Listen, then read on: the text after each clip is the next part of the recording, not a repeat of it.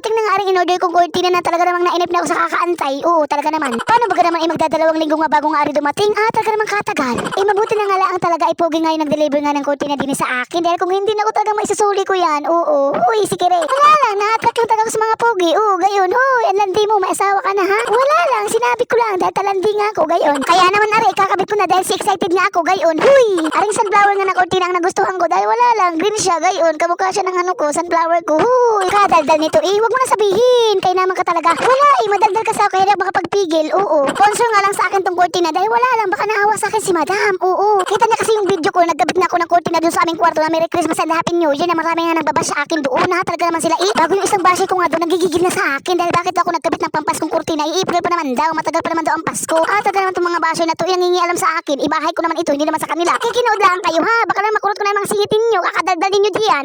Kung makapang-bash sa akin, wag kasi akala mo naman tagal binibigyan niya ako ng pambili ng kurtina. Talaga naman itong basher na ito, nakukunti na lang ikaw ha. Ayaw na lang sumaya at makitawa puro na lang ito pang babash. Kainaman ka. Wala lang, sinabi ko lang dahil nanggigigil lang ako sa basher na yan. Diyos ko dahi na.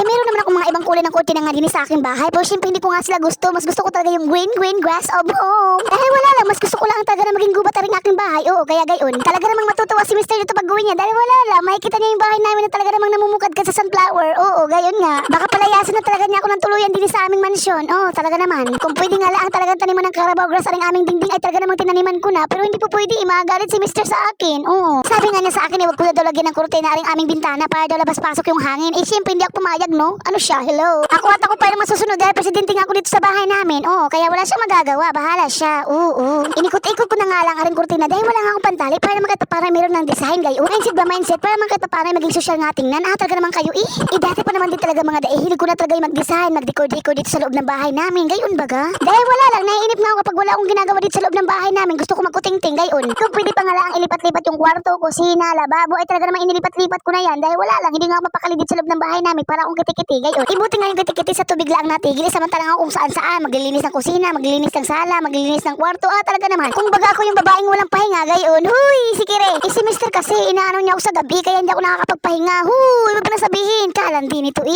alam niyo namang makiri ako, kaya hindi talaga makapagpigil. Oo, madaldal kasi ako, kaya gayon. Huy, pagkatapos ko makabitan yung mga bintana doon sa may sala, ay dito naman ako sa may kwarto namin magkakabit. Oo, talaga naman. Ako'y gutom na nga, pero syempre hindi pa ako pwede magpahinga dahil hindi pa nga ako tapos mga gawain ko dito sa bahay. Talaga naman kapag kasi kumain na ako, tapos hindi ko pa nga tapos yung mga gawain ko dito sa bahay, naku po, asahan niyo na kapag nabusog ako, ay talaga naman tatama rin ako niyang pagbalik. Oo, gayon. Kaya naman inuuna ko talaga yung mga gawain ko nga dito sa bahay bago nga ako kumain dahil wala lang, trip lang, gayon. Ayun ko na nga lang napansin ako, yukot na pala tong aking puwitan. Talaga namang natanda na kay naman. Ang gamit ko kasing panty diyan, kung tawagin nga din sa amin ay panty lola. Oo, gayon. Wala lang, sinabi ko lang dahil madaldal nga ako. Kumbaga inuunahan ko na yung mga basher ko, gayon. Alam niyo naman yung mga basher ko, napaka-perfecto. Lahat na napapansin nila. Ultimo yung kuyukot ko, yung ilong ko napapansin nila. Talaga naman yan pa yung puwitan ko na kuyukot na. Talaga naman. Kainaman talaga, kainis Wala lang, sinabi ko lang dahil nanggigigil na nga ako, gayon. Sorry na nga, ipapakita ko na nga sa inyo tong bahay ko na talaga naman punong-puno ng kurtina. Oo, gayon. Dahil wala lang, adik ako sa kurtina. Gustong-gusto ko talaga yung maraming kurtina, gayon. Bakit may reklamo ka? Ha? Uy, wag ka mga high blood, bad June. Siya, ganito na lang mga det. Maraming salamat sa panonood. Paalam. Mahal ko kayo kahit makiri ako, gayon.